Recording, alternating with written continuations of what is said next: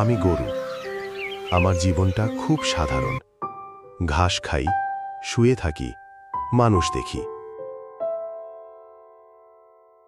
কিন্তু এই কদিন আমি বুঝতে পারছি কিছু একটা ঘটতে যাচ্ছে।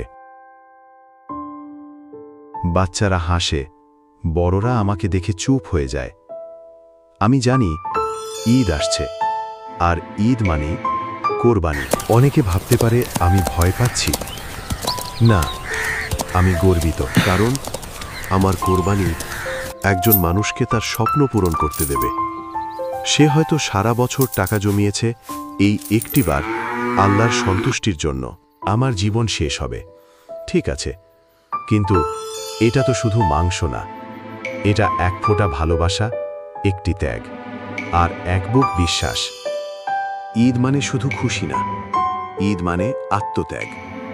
আমি কোরবানির গরু, আমি ত্যাগ হব, কিন্তু তাতেই তো কারোর ঈদ পূর্ণ হবে।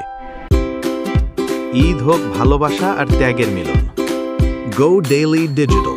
Creativity made easy.